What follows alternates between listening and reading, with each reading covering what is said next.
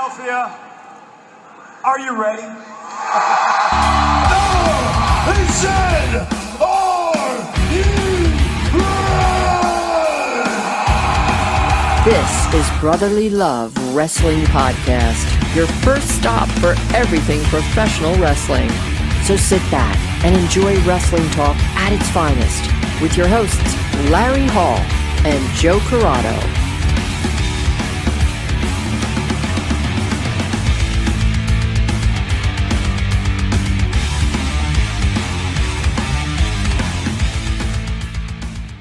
Welcome everybody to Brotherly Love Wrestling, and on an explosive episode following up diarrhea the AEW pay-per-view Revolution, which needless to say Revolution was a mystery. Oh God. I throw back to our second episode. That was a good episode. But look how far we've come. Now we're doing it and people can see us. Yeah.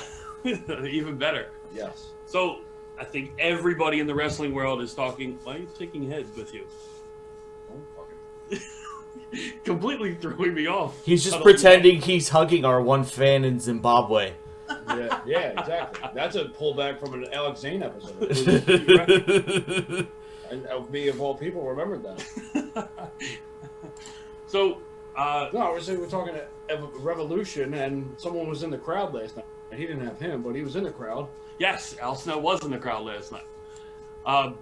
Bill, I want to get your take first. What did you think? And let's start with the main event, since that's what everyone's talking about. You want to start with the main event? Or you want to Yes. start leading up to the main event? No, I want to talk about the main event because... You want to work your way backwards? Yeah. Okay. And not only that, it's probably the thing that everyone will remember about this pay-per-view going forward. That's a shame, too, because I liked other things. Yeah. I saw an interesting statement somebody had put out that Okay.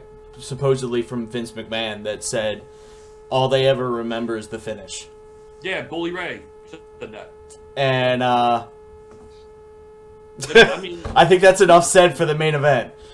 I mean, if they were to go like 5, 4, 3 and then cut the feed, it would have been one of the best matches they've had on that show, like easily.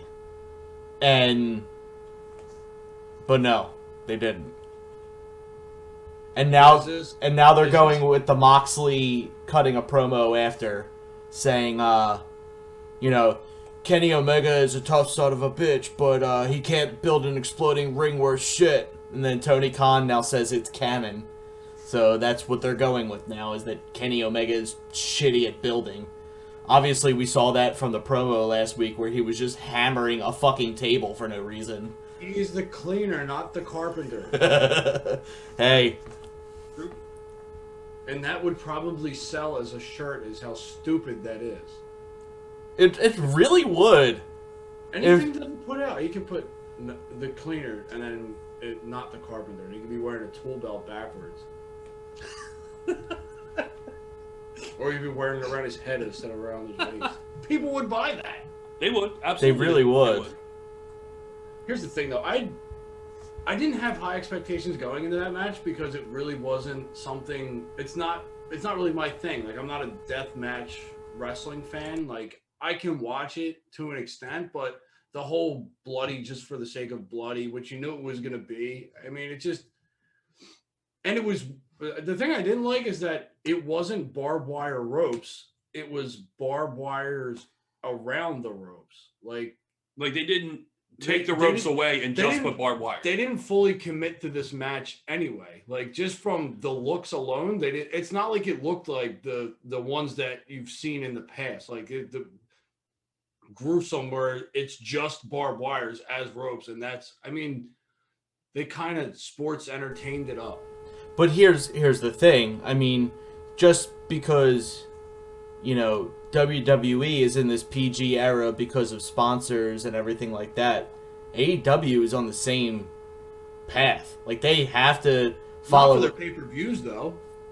Yeah, same with WWE does it for the pay-per-views, too. The whole... Yeah, but they have a network that they run their pay-per-views from, and they run ads and commercials that are their sponsors for their company and their product. AEW is just running a pay-per-view. They're not running commercials. They're not running any ad. Like, you're not worrying about sponsors when it comes to your pay-per-view. I mean, since you're on TV and you have to play a replay, I don't think that really affects that. Because you can kind of bits and pieces and kind of shadow things that you don't want people to see because of your sponsors when you're on air television. But I don't think they have to worry about that. I don't think they planned it that well. I just don't, like, there was no time in between where you could take down the ropes and put up, like, there was no, like, you had to kind of go from one to the other. Well, they had the cinematic match. Yeah, the cinematic match was filmed before the show actually started. Yeah, but that gave them the time to... Yes, that's when they did to do the changeover. Yes. Yeah. So, but I think part of the problem might be that they couldn't figure out a way to rig it that if you throw someone into the barbed wire, it would actually support their weight. Mm-hmm. So they were using the ropes. Yeah, they were using the ropes as the support, that if they landed, they didn't fall over through the barbed wire. Or you get that thing, you know, the wrap up in the arms. If they hit the barbed wire and it folds, it's basically encasing them. So like they Sabu. might, yeah. So they might just have done the ropes to say, hey, that's how we support the weight from them getting thrown into it. If this is just a one and done and they don't try to attempt this again, I'm kind of okay with it. Just leave it as kind of like an experiment, but don't go any further in this experiment, because I don't think it was that great. I didn't. Larry, would you like to chime in? Yeah, I would, because I think it was. I think it was very good. I think the storytelling was good. I think they made you... the first explosion was kind of lackluster, but I think the reactions, I think the violence, it wasn't just for the sheer fact of having it to be violent. Their facials gave it and made it more real. The explosions got better. The God, what is his DDT again called? Oh, the Paradigm shift? Thank you. The paradigm dirty shift. deeds? Yeah, I was going to call it that. The paradigm shift. He had another AC/DC reference. There was another AC/DC reference towards Moxley. I think it was last week on Dynamite. I forget what the fuck it was. Yeah, I remember hearing it. But that was cool, right? All for the apron. Where Kenny almost landed directly on his head. Through the chair. That was brutal. Yeah, that was brutal too. I think everything was very well done, even up to Eddie Kingston, even though they had that storyline coming out, still trying to save Mox and get him off. Everything was great. Fine. It was just the end. The end was unfortunate. It was a botch. Whatever happened that didn't go off, or if that is exactly how it went to plan. But here's the thing: if that's how it was planned, and you're going to run this with the storyline, I mean, how far are you going to be able to go with this? Like, how far are you going to be able to keep, like, it? Okay, it looks like, okay, this was the plan. It looks like you're just trying to save face anyway. Yeah, absolutely it is.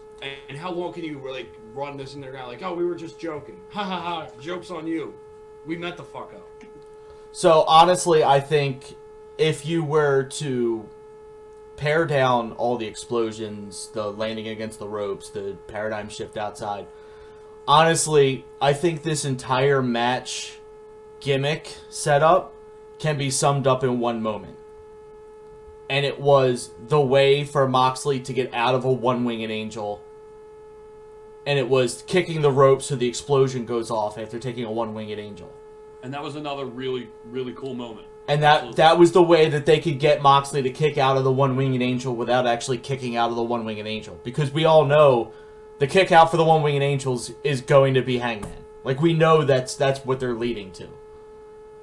So, Moxley, unless they decide to bring Okada in, and then he kicks out of everything. I don't think anybody kicks out of it. I think there's no more protected moves in wrestling. There is no more. The RKO. The RKO's been kicked out of a few times. He's had to hit that a bunch of times. I'm pretty sure McIntyre kicked out of an RKO. Yeah, I think the one-wing angel's the only one left. No, there's two. There's two that have never been kicked out of. No one has ever kicked out of the One-Winged Angel that to my recollection. Yeah. I haven't been following Omega forever, but I think you're right. No, I don't think anyone has. And the End of Days. Ah, Corbin's true. finisher is Yeah. the only other protected finisher. No one is kicked out of the End of Days yet. He hasn't gone through the same caliber of wrestler and for the same purpose as Omega, but still, it is of the only two protected moves that I know of yeah. that haven't been kicked out of. So I don't know if Omega gives that to anybody. Well, Unless he gives it to someone on his way out. Because once True. someone kicks out, That's it. Oh yeah, that's it. That's it's over. it. Now you know that it can't. Now you have to come up with something new that someone else can't kick out of. Yeah. Yeah. I don't think he's ready to do that. He's almost like Omega might have these fantastic matches, but he's kind of the same match over and over. Like, you know you're going to get a shit ton of V triggers. Yeah. You know you're going to get the One-Winged Angel. I mean, you're going to get a lot of the same things. But you can say that about a lot, though. No, you lot can say of that about everybody. wrestlers. You can say that about everybody, but I think that's a part of wrestling right now is that, and how it's always been, is that you're always going to get the same stuff. It's a matter of how you change the pace and how you change the story, the build up to the actual match itself that'll make it those moves even more special, which I don't know if AEW is 100% there yet. I thought the whole Moxley Omega thing is good, but I think I didn't like it as much because I'm kind of over it. Mm-hmm. Kind of over that.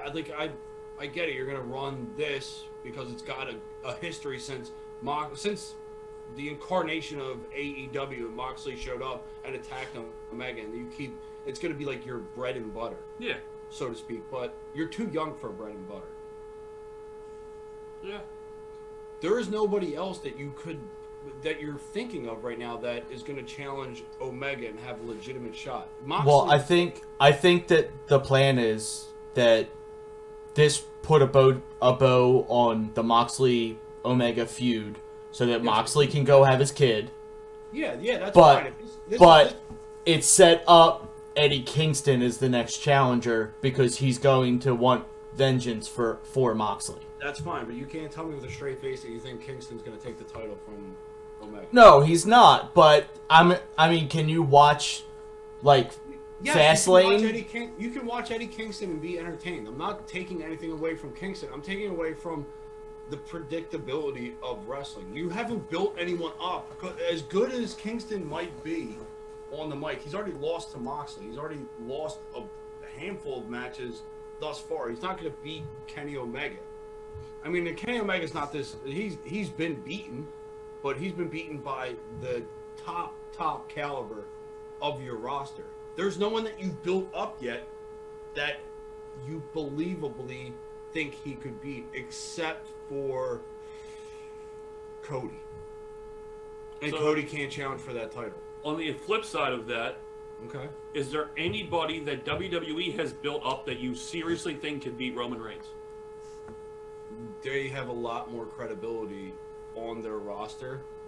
Daniel Bryan and Kevin Owens, especially Kevin Owens. I would agree with Kevin Owens. Owens- Daniel Bryan, I wouldn't yet. All Daniel Bryan needs to do is get on a yes run, and that's it. I mean, he's a former champion. They don't have any. They are too young to have former champions. Like the former champions that they have. Yeah. Like AJ Styles could beat Roman Reigns. Like there's people on that. AJ Styles has beaten everybody that's the best. He could beat Roman Reigns. Edge could beat Roman Reigns. There's plenty of people on this roster that could beat There's an Roman argument to be made that Edge might beat Roman Reigns at Well, Mania. no, see, that's the thing. Anybody can. I mean, and that's wrestling. That's the Anyone thing. can beat anybody. Anybody can beat anybody, but you got to But- look at the caliber of the like. There's no one that has been built up. There's been like, who would you think that their top dogs are? Probably Archer. Lance Archer would be one of their top guys. Who was just in Should be, yes. a ladder match for their secondary title. He's not. He hasn't been Yeah. built to the main card yet. There isn't anybody that's been built for the main card except for MJF? Moxley, Jericho. MJF could get in there. You know that he could, but they've kind of backtracked him. They could throw Sting in there, and they could. He's a I'm not- six-time champion. He could get in there and win. That's the same argument for See Edge. that happening? you could see that. Well, with a big Age age gap. difference. Well, yes, very much so, but still. There's a lot. But here's the thing. AEW, yeah, but they don't have their own champions. They have former champions of other companies, which is going to happen because they're still young. But you have to get people there. You have to get people to that main title picture. And it has to be more than one person at a time. There's got to be people, like, because they keep pairing people off in tag teams. They're WWE it. Like, you have Pac, however you want to say his name, who could have easily been neck and neck with Kenny Omega, and he could have easily been highlighted without the pandemic and without him being able to be seen because he couldn't get back over here. That did hurt him. But even before that, like, he shouldn't have come back and been in a tag team.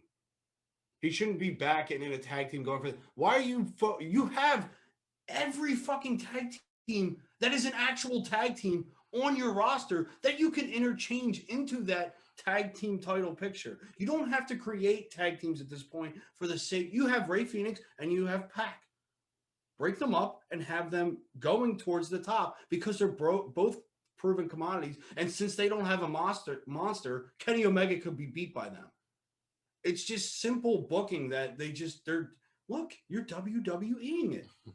You're creating tag teams for the sake of creating tag teams when you have a full you just had 15 tag teams in a goddamn tournament. I have to slightly disagree with you on that one. You can, but I'm right. They're pushing Penta. And they have that little stable there, and they want Penta to be the center of focus for that stable. And what title was he just in a match? What match was he just in for a title? TNT. What title was that? Yeah. Is that your main title? Okay. Who's and now that Moxley's gone, so by your argument, if Big E dropped the Intercontinental title, you couldn't see him going for a world title? Who? They couldn't book Big E to go for a world title after dropping the Intercontinental? They could. Or yeah. So why can't they do that with Penta? Why can't they build Penta? They've got 2 months until their big Double or Nothing pay-per-view. 2 months to build. Who have they been building? If Moxley is your end... This is your 2 months to build. Okay, that's fine. Who do you see them building? WWE doesn't build for Mania until the Rumble happens. No, but they have a lot of interchanging parts. Well, yeah, and they also have 2 rosters, 2 shows, and 5 hours of TV. That's all well and good, but why are you building tag teams that you don't need to build? So they don't build SmackDown. SmackDown's 2 hours a week. And then that's the same as AEW. Why can't they build to their Mania in 2 months? The thing. You've had people in the main title spotlight in WWE. So you can always see them going back there. They don't have that in AEW. They've pushed Jericho and they've pushed Cody and they've pushed Moxley. Nobody else is really. If they got up there, they were pushed immediately back. All they need to do is 2 words. And I don't know how much you guys know about this, but Dark Penta. If he just goes around and starts snapping people's fucking arms, he could easily be built in 2 months into the Double or Nothing feud for Omega. They're not going to do that because they're still running. As much as they like to say that there's no face and heel, they're not going to ruin Kenny Omega's. There is face and heel. They have separate tunnels for them.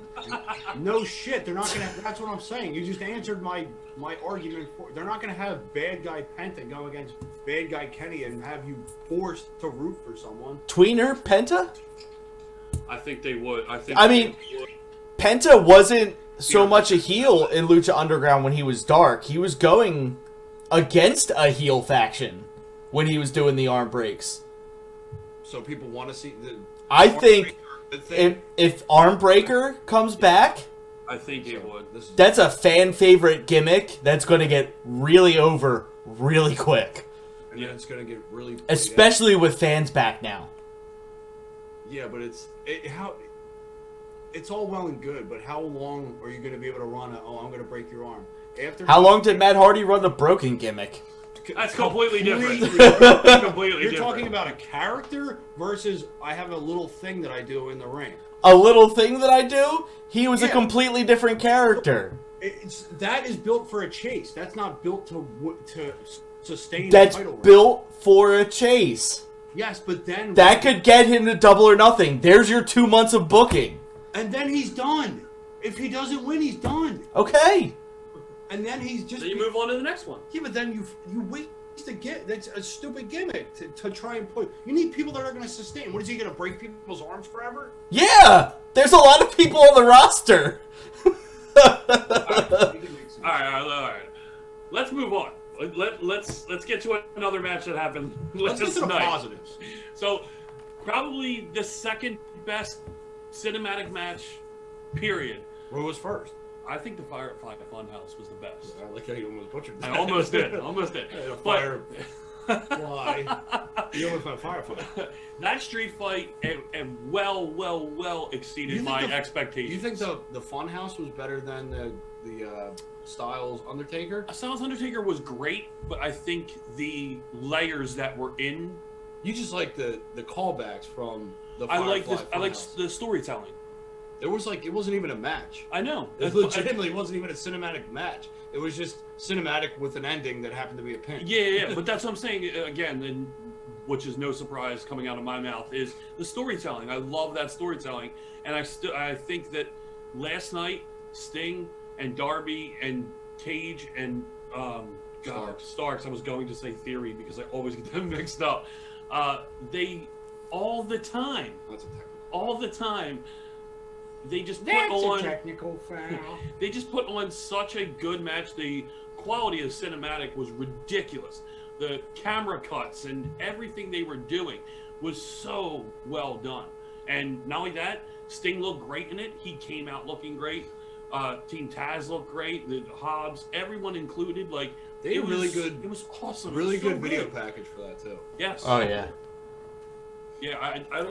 I think cinematic matches. I think they just add like only benefit to wrestling because you know how there's only like everyone likes something like oh yeah I don't enjoy this but I like this. I think that this just gives you something else to like. It gives you something else to dislike too. But I think it's more in the positive than it is in the negative. Yes. I mean Yeah.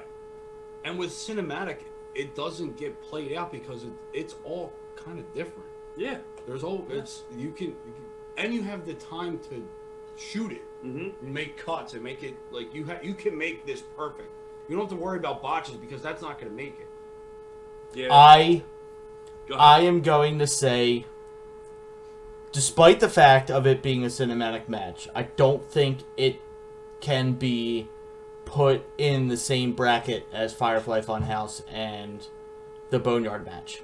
Why do you say that? I think that's Because this is a street fight.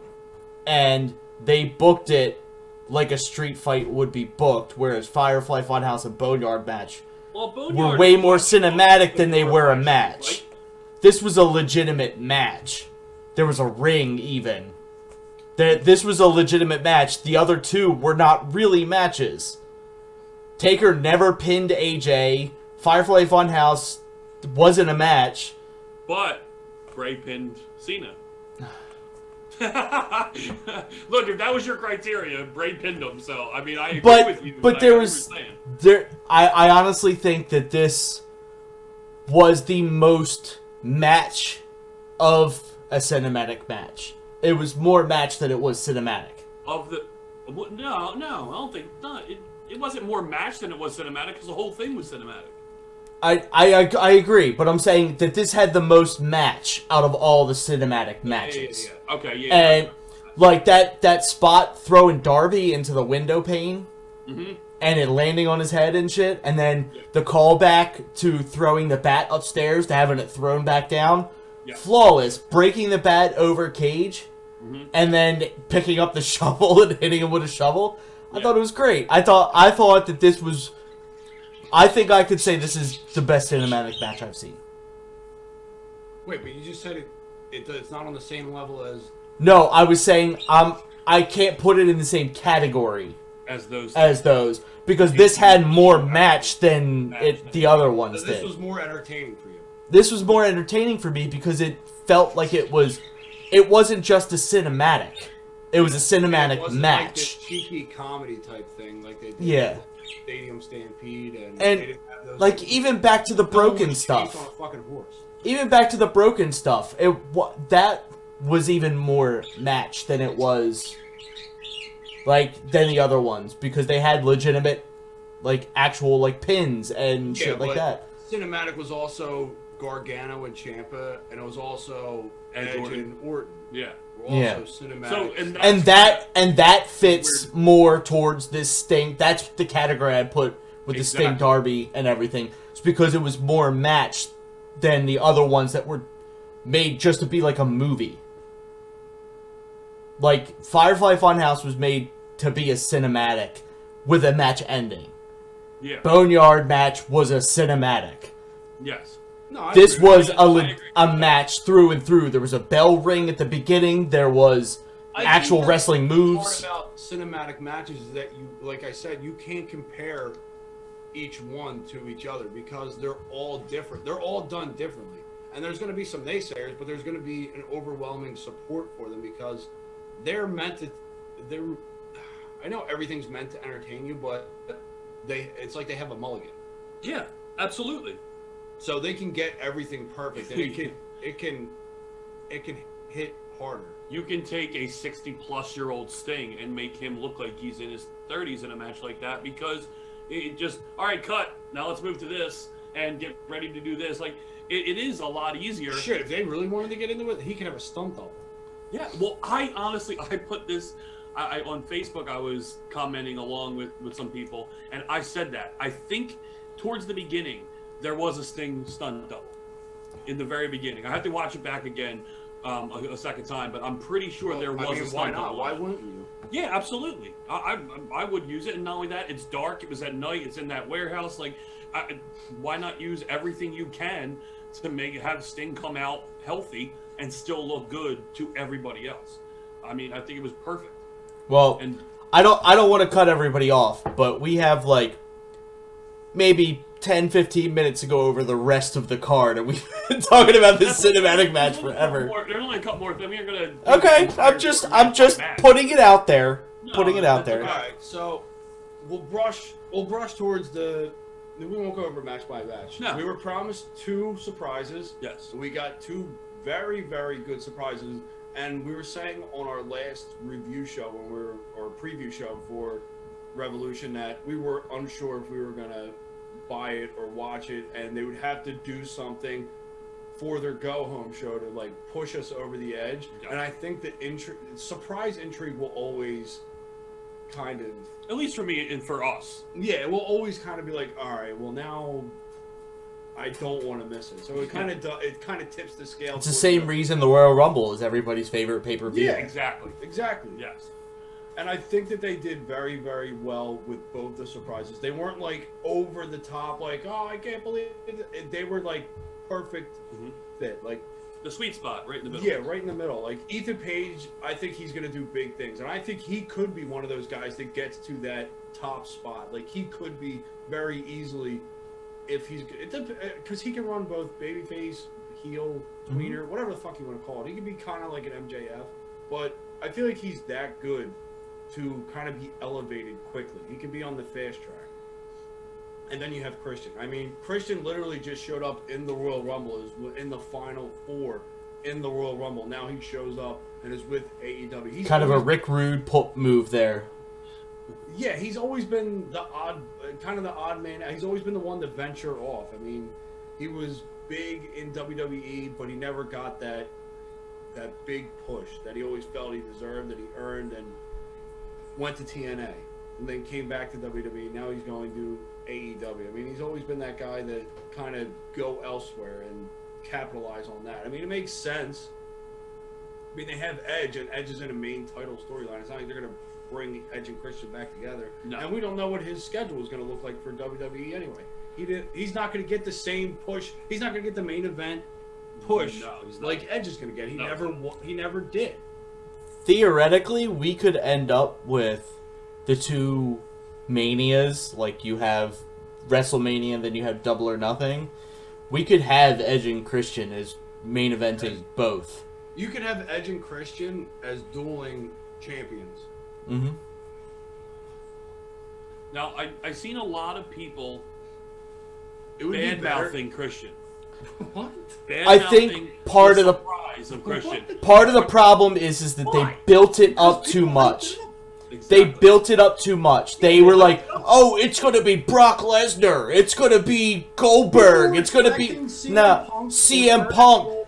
And that for Lesnar, and you got Christian, which I don't know. I'm kind of more excited for Christian. And that's the problem. I'm more excited for Christian over Angle, and I'm more excited for Christian over Lesnar for sure. Because I don't think it's fair to put Lesnar in that roster. But Yeah. if you put Lesnar with that roster, then now you have your main event caliber, and he will never go backwards. He could lose, but he will still be that guy because he's going to destroy the rest of the roster until he gets that title. Mm-hmm. That's the only thing. Like, that's where I go back and forth with Lesnar. Is he going to fit in with AEW? No, because they really don't have anybody that could go toe to toe with him. They do. Unless he works his Japanese style when he was in New Japan. Or he works the style that he did against Styles and Bryan in Exactly. the And Balor, yeah. yeah. And you have those matches where he sells because they catch him unawares. Yeah, I mean, if you're going to pay Brock Lesnar, he's going to do what you want. And AEW schedule, And I don't know. Honestly, in truth, do you know how many pay-per-view buys it would be if you had Kenny Omega versus Brock Lesnar as your headliner? Yeah. My that's the God. thing. I mean, Be a lot. That would be an instant tear up. Lesnar would help that roster greatly, but I'm still a bigger fan of Christian. So I think Lesnar teaching some of the big guys how to do what he does would be as much of a help as him appearing at the Until pay-per-view. they stand next to Lesnar and they're not big guys anymore. I don't know. He still is. Yeah, but not with. Well, yeah, not with, but he's you still could huge. yeah, but Lesnar is of a different creature than anybody else that they have on their roster. Billy Gunn is the biggest person they have on their roster right now. Is Billy Gunn bigger than Archer? And Cage? Oh, he's definitely bigger than Cage. Well, taller, I'm but taller bigger? But you can, yeah, yeah, but you need that height to go with that. You can be wide all you want, but if you're still standing next to a 6'3" or 6'4" person who's jacked as well, you're not so big anymore. But anyway, until you prove the point that you need to be taken seriously that big. We're getting way off topic. All I'm saying is that I don't see the hate for Christian because he's not just. He's going to help that, maybe not on screen as much, but people will learn a lot from Christian. He will help AEW as a whole behind the scenes, not just as much. Developing that young talent by far. He's going to help with character development. He's going to be like a Matt Hardy. Yeah. I mean, Matt Hardy's going to work with. I mean, look what he's done with Guevara and now Hangman. I mean, he's Private Party. Yeah, Private Party. He's going to put himself in a position where he looks strong, but he's also elevating others. Mm-hmm. I think Christian's going to be the same boat. Whereas Lesnar is going to come in and wreck shop, and he's going to put the company over. The company will be probably better off with Lesnar in it, but he's not going to be developing talent. He's not going to be sitting in the back with the headset on, being like, "Oh yeah, why did you do this in your match?" No, he's not. His promo ability alone is going to help that roster so much. Yeah, Christian. Absolutely. Yeah, for sure. And Christian was one that said he hated promos and he sucked at promos and butchered them. He really doesn't. No, but if you listen to... But he also... I would love to hear E and C now that they're on different... like, I think there's a good podcast. There's your way of bridging the gap. Yep. My God. Well, I think we can wrap it up here. So, I guess come Wednesday, we will have to wait and see where they go from here. If they really do have Kingston set up for the run against Omega now that he came out to help Moxley, or maybe someone else is elevating that was just part of the storyline. So there's a lot that we're going to have to unwrap come Wednesday night. And NXT Wednesday night has both huge title matches on Wednesday night, which I honestly I'm leaning towards NXT, even though we have the fallout from Revolution. I can't not watch the 2 title matches on NXT. It's funny how they did it, and they just lined it up perfectly. Where I have to watch a Fallout show, or I get no, it's hard.